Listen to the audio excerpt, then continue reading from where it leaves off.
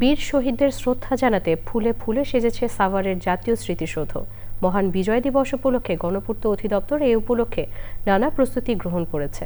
ইতোমধ্যে স্মৃতিসৌধ এলাকায় নিরাপত্তা ব্যবস্থা জোরদার করেছে আইন শৃঙ্খলা বাহিনীর সদস্যরা। এলাকা জুড়ে বসানো হয়েছে সিসিটিভি ক্যামেরা।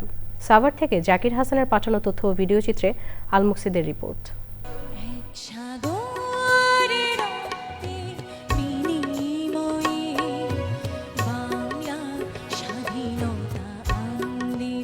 ষোলোই ডিসেম্বর মহান বিজয় দিবস উপলক্ষে সাভারের জাতীয় স্মৃতিসৌধকে বীর শহীদদের শ্রদ্ধা জানাতে প্রস্তুত করা হয়েছে।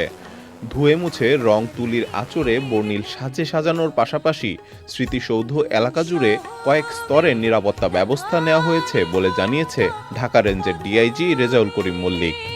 এদেশ স্বাধীন করার পিছনে যাদের অবদান, তাদের আত্মত্যাগের প্রতি আমাদের বিনম্র শ্রদ্ধা, মহান জাতির শ্রেষ্ঠ সন্তানদের প্রতি আমাদের বিনম্র শ্রদ্ধা, তাদের প্রতি সম্মান রেখেই আমাদের যে 16ই ডিসেম্বর বিজয় দিবসে যে নিরাপত্তা রয়েছে, আমাদের সার্বিক নিরাপত্তা রক্ষাতে যা যা করণীয় আমাদের সমস্ত কিছু ব্যবস্থা করা রয়েছে।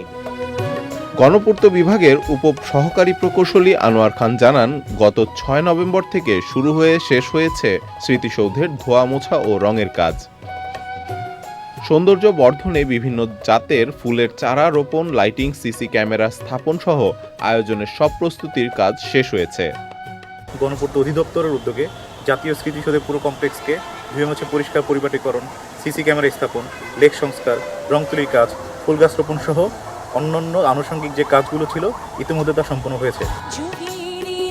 মহান বিজয় দিবসের ভোরে রাষ্ট্রপতি, প্রধান উপদেষ্টা, উপদেষ্টা মণ্ডলীর সদস্য ও কূটনৈতিক কোরের দিন ছাড়াও মহান বিজয় দিবসে বীর শহীদদের প্রতি শ্রদ্ধা জানাতে বিভিন্ন রাজনৈতিক দলের নেতাকর্মী, নানা সংগঠন, বিশ্ববিদ্যালয়, কলেজ, স্কুল সহ সব শ্রেণী পেশার মানুষের ঢল নামবে সাভারের জাতীয় স্মৃতিসৌধে।